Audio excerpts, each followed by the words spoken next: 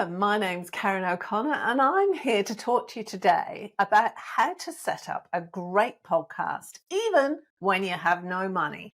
The first thing to do is to take a look at what you've got and what you need. So there are 4 basic things that you need. First of all is a phone. Second is a selfie stick to put the phone on, to stand it on while you're recording video. That's if you're recording video. The next thing is a set of earphones. AirPods will do, anything like that. The ones that have the wire in, that'll be fine. You need a computer and you need internet access. And I kind of put the 2 together. I think that's 5 things. But anyway, those are basically all that you need to start a podcast today. You don't need a lot of special equipment, not when you're just starting out. You can do that, but I recommend that, look, as far as I'm concerned, you've got enough on your plate without having to go and figure out which microphone you need, which equipment you need, whether you need to hire a recording studio. Like, seriously, just start it first and then you can work up to that. It's important to get the audio quality right, but you don't need a lot of great equipment to do that. The next thing you need to do is to find somewhere to record that doesn't echo. Now, here's a secret that a lot of people don't know. The best place to record a podcast, obviously not a video, but to record a podcast is actually in your bed under the covers because it provides great soundproofing. I have done that. The audio quality is superb when you're underneath your blankets on your bed. We can't do that if we're doing a video, and you know, it's not very comfortable, let's face it. It feels a bit weird. You feel like a 10-year-old. It's actually quite fun sitting there under your bedclothes, talking to people. But if you want to sit at a desk like I am and you want to record it, just need to make sure that the room doesn't echo.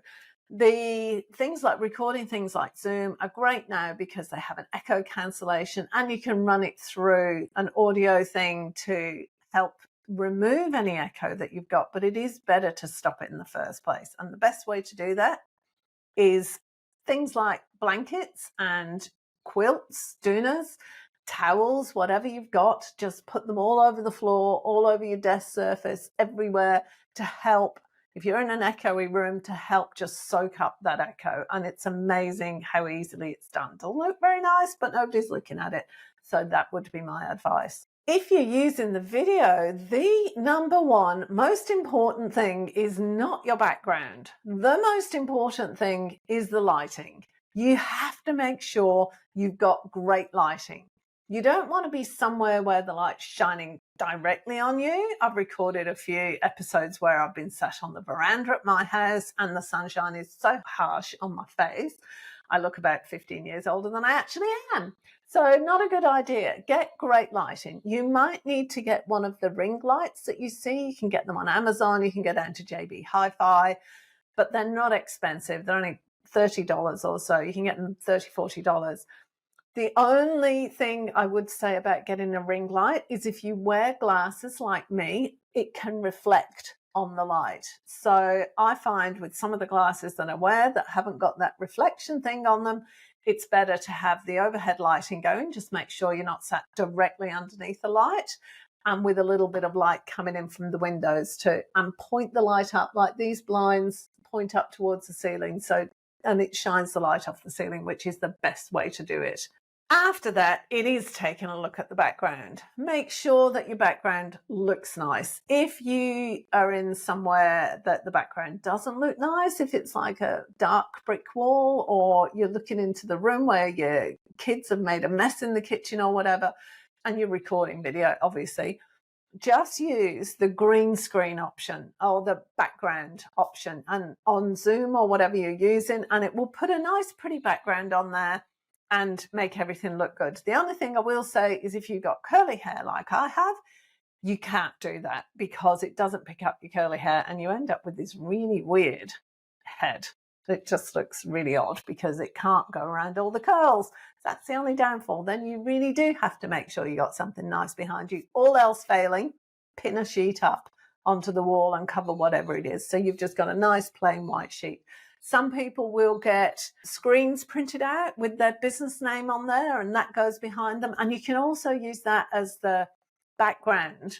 If you're recording on Zoom, you can put that screen as your background. So you can have your business name that appears over your shoulder or behind you, which is a really great idea. Make sure that you use some kind of microphone to record. You can buy one of the Blue Yeti mics, which are about $100 here in Australia. They're possibly the best one. Personally, I don't like using that kind of microphone because it's just a bit intrusive into the picture. I don't like it at all. I use this little fellow, which actually needs a mixer like this. But I find that a better thing to do. Personally, I prefer that because I can just pin it to my clothes and it's out of sight and I don't have to think about it. And it's a really good little one. That's a Rode microphone. When you're starting out, I actually don't recommend that you go out and buy a microphone unless you really want to. If you really want to, go and buy a Blue Yeti. If you don't, just use your AirPods or the earphones that you plug in and use the microphone. If you've got one of the microphones that's on wires and it's hanging down from your ears, just make sure that the mic's not banging against the zip on your clothes or anything like that, because that can cause a lot of problems and you don't realize that's happening. It's only when you listen to the recording afterwards you can hear it just rubbing like this. So just make sure that's not happening if you've got the wire headphones on. And don't use your computer microphone when you're recording because it picks up every single noise. Make sure you use headphones. The computer microphone is not good when you're trying to record a podcast. You do want the audio to be as good as possible. So make sure, just don't use your computer mic. It's not a good sound. It picks up all the echoes and it just sounds really quite tinny. And there's nothing I've found that can change the quality of that. Use some kind of microphone. And when you're recording interviews, both of you should be wearing earphones, because if you don't and the sound's coming out of your computer, your microphone can pick up your guest's voice and vice versa, so that you can get a feedback. You can hear yourself talking because there's a delay of a second or so, or half a second from when you talk to when it comes out on their computer. So make sure you're using headphones so that that doesn't happen. Something else that people don't seem to think about or talk about is what to wear when you're recording a podcast. This sounds bizarre, but have a think about this. If you've got on, like I said, if you've got on a jacket that's got a zip and your microphone's hitting the zip, that's going to impact your sound. If you have bracelets on that make a lot of noise and you're hitting the desk or they're jangling, that's going to be a lot of sound and it's going to be really annoying for people when they're listening to the podcast. Same with big earrings. If you've got big earrings on and they're clanking, really annoying background noise.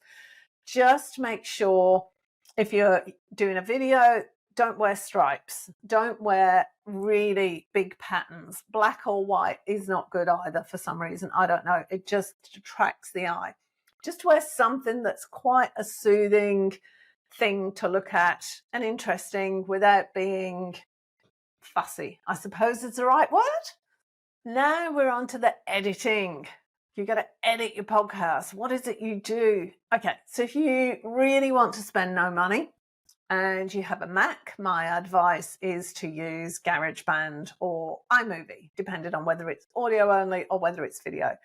They are adequate for what you want to do. You can mix in, you can delete, edit out all the sounds that you want. You can add in your intro and outro and all of it.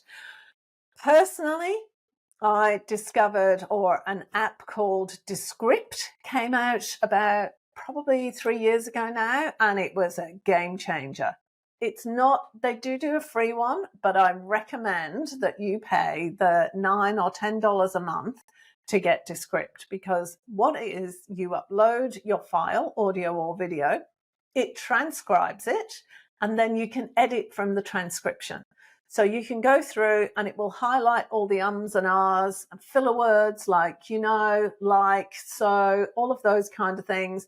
And you can just delete them from the transcript. You don't have to go through and listen to everything and delete out the bits that you don't want. It highlights them and it saves, I reckon that it probably cut down the time it took to edit by probably 80-90%, I would say. It is so worth paying $10 a month to do it. And it will also equalize your audio. So if you've got a guest and your microphones are at different volumes, when you're exporting it, it will equalize the audio, it will reduce the background noise, and you can export it in MP4 to upload to YouTube and also in MP3. So you've got two separate files. So if you wanted to do more editing on your audio, you can do. It doesn't have to be exactly the same, because when you're on video, you don't want it to be very jumpy. So if you or a guest use lots and lots of filler words and the editing is just phenomenal, on a video that's going to look really jumpy. But if on audio, people aren't going to hear that. So you can actually edit it more for the audio than you do for the video. And you can do that using Descript. So honestly, there is a free version where you can get an hour of editing a month done.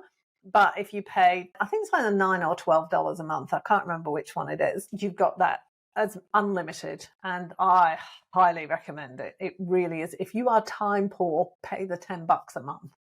Hosting. Let's talk about hosting. Where do you host your podcast? So let me just clarify here. There's two different things. The players that people listen to your podcast on is not the host. So it's kind of the difference between you viewing somebody's website in your Chrome browser or your Firefox browser. The website isn't actually in Chrome or Firefox. It's hosted somewhere else. Might be on Wix or WordPress or Weebly, one of the wobbayous that are over there. So that's the difference. The players and what people listen to it on, but you also have a hosting platform. Now, possibly the best freebie hosting platform is Anchor, which has now been bought out by Spotify and is called Spotify for Podcasters. You can get, it's really great for editing, it's really great for getting your podcast out there, and it's really easy to use, and it's free. The next best thing I do is go to a platform called Podbean. And again, same with Descript, Podbean is about $10 a month. You can upload 5 hours for free, but then you have to keep deleting. So if you got more than 5 hours worth of podcasts, you're going to want to go onto the paid plan. The reason I like Podbean is much easier to get up on all the platforms than anything else I've looked at. So Anchor, Spotify is a little bit different. It focuses on Spotify. If you want it everywhere else really, really easily, and I'm talking not just Spotify, iTunes, Google Play, Pandora, I'm talking about going on 50 platforms, you can do that through Podbean, and it's very easy to set up and do. So the links to all of these, by the way, are down in the notes below, and they are, some of them are affiliate links, some of them aren't, but some of them are, and I will get a small fee if you click on them, but I don't recommend anything that I don't use personally. Okay, I would not do that, because this is what saved me the time, and it's what's allowed me to move my podcast forward. So these are just the little tips. There's a few things that are worth paying for. The editing and the hosting are two of them. And that's me being all serious, but it's absolutely true. Another little secret, right? You see people post on social media, go and listen to my podcast. Here's the link for iTunes. Here's the link for Spotify. Go and listen on Google Play. And they list out all these places, all these players where the platforms, where people can listen to their podcast. Here's a little secret. There is a platform called podlink.com. Again, the link's below. This is not an affiliate link. You can click on it.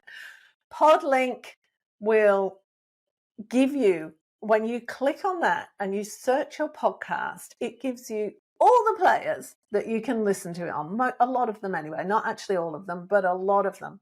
So all you need to do, and it's all the major players like Podchaser, Spotify, Google, iTunes, all of those, and it will list all those out. So you can say to people, go to this page, which is just your link to Podlink, and choose which player you want to listen to it on. So all you need then is two links, one to Podlink and one to your YouTube channel. And I do see that's the other thing with Podbean as well. Podbean will automatically post your podcast to YouTube. And believe it or not, you do get audio downloads on YouTube. It's really interesting. So I would recommend using the video from your podcast anyway, because it's another one. You're recording it anyway. You may as well record it visually and get it out on YouTube, because it's a different audience. There are people who want to listen to podcasts in their headphones, in their car, whatever, but there are people who want to actually see you and connect with you. So I recommend you do both. And Podbean will upload the audio to your YouTube channel. Just set your YouTube channel up and let Podbean post to YouTube. That would be my advice.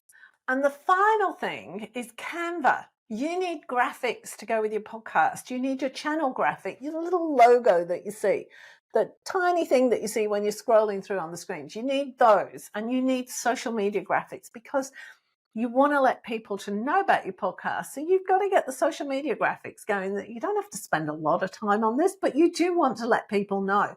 So the next thing to do is to set up an account on Canva. You can do that for free. Again, the link is below. And go and get yourself, follow iTunes guidelines. The number one reason for iTunes rejecting people's podcasts is that their graphic is wrong. It doesn't tell you that. It just says, no, it's been rejected. It's the graphic. So go and read it. Basically, you need, Canva's pretty good. It will tell you, you need a 3000 by 3000 pixel square cover that you need to go with your channel. When you get that graphic right, iTunes will put it up, we'll post it. So make sure you do that. Make sure you set up some social media templates so that you've got the basic thing there. You've got one for Instagram, one for Facebook, one for LinkedIn, and then you can just use that as a template, change the title, and off you go. On YouTube, you need YouTube screens as well. So make sure you do all those things, and then share about your podcast. Let people know. Don't keep it quiet. Don't let the fear of judgment stop you from putting your podcast out there. Just get it out there. People aren't going to like it, and some people are going to love it. And that's really all you're interested in. Thank you so much for listening. I hope that you got some things that you can take away that are going to move your life forwards as far as podcasting goes. And I really appreciate it. Please check out what we've got available on the Speak Up Podcasting website, because maybe we can help you with that. And reach out if you have any questions. I'd love to hear from you. I'll see you next time.